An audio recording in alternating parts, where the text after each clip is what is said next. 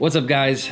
This is a really fun episode and it's all about gimbals and stabilizers. Now these things have been so hot in the market lately, but it's actually built off of 30, 40 years of cinematography and filmmaking know-how.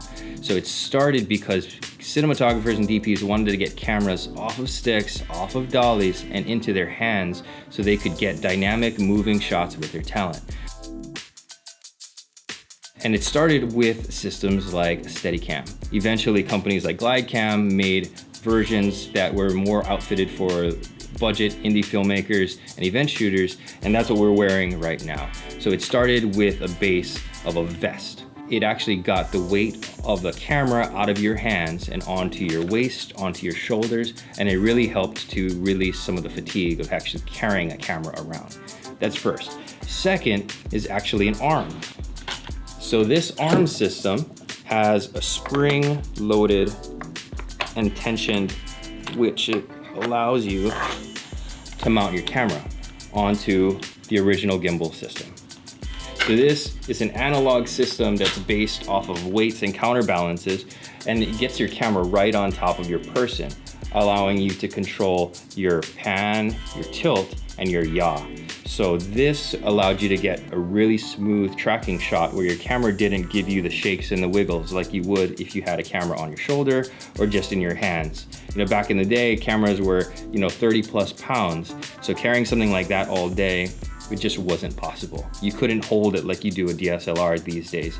So systems like this were imperative if you wanted to get cameras in the hands of operators. So one thing that this did was it controlled all of those accesses, those three accesses. This right here, the spring-loaded arm, allows you to control this bounce right here. So when you have a heavy camera in your hands, one of the things that you struggle with is when you walk, you naturally bounce because your feet move up and down.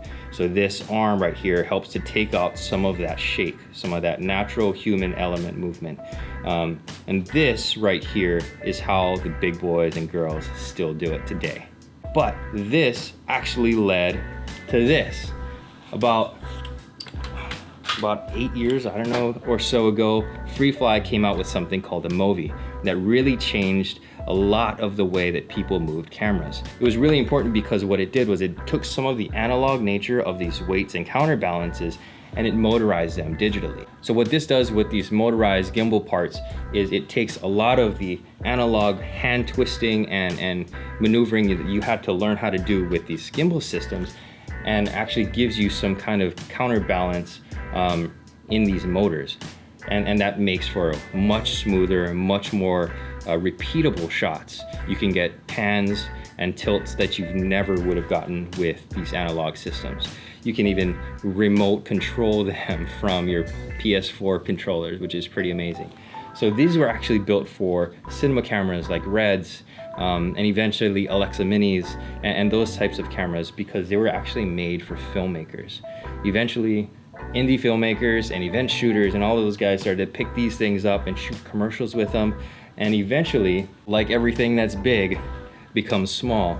And then you got guys like DJI who build these one-handed systems.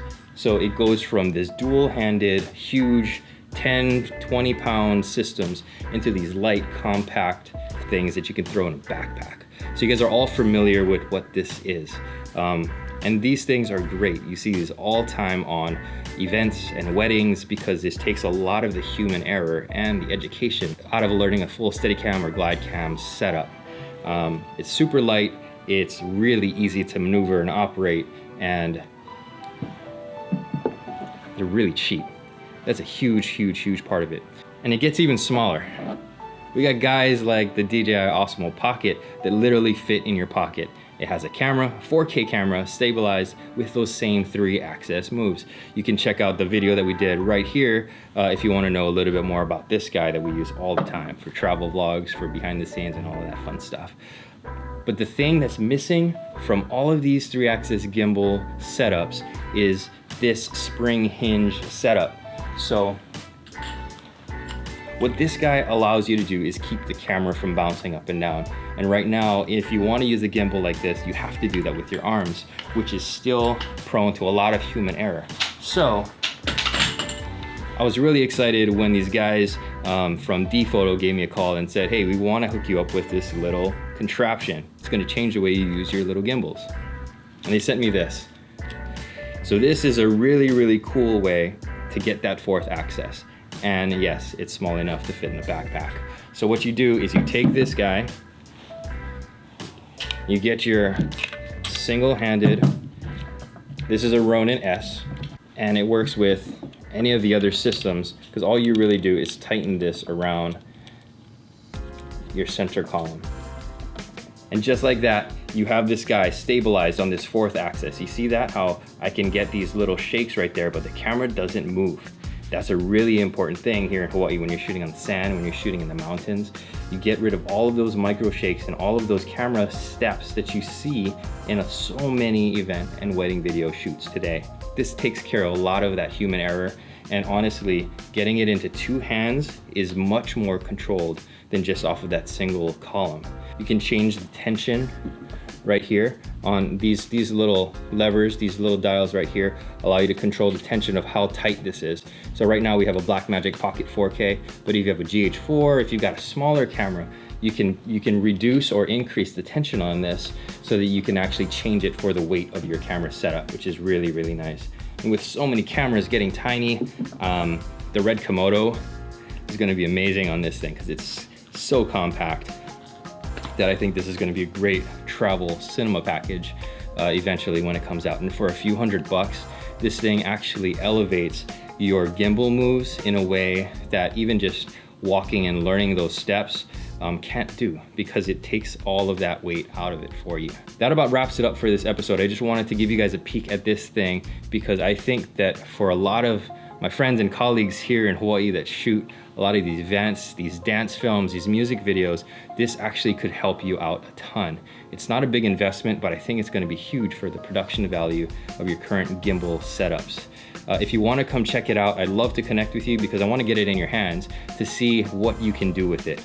And if you're interested, shoot me a DM, shoot me a comment, let me know if you wanna try it out. We'll get it in your hands and we'll see what you can do, and we'll collab on that in the future. If you got any questions, let me know. If you got any comments, shoot them below, and we will connect with you on the next one. Until then, aloha.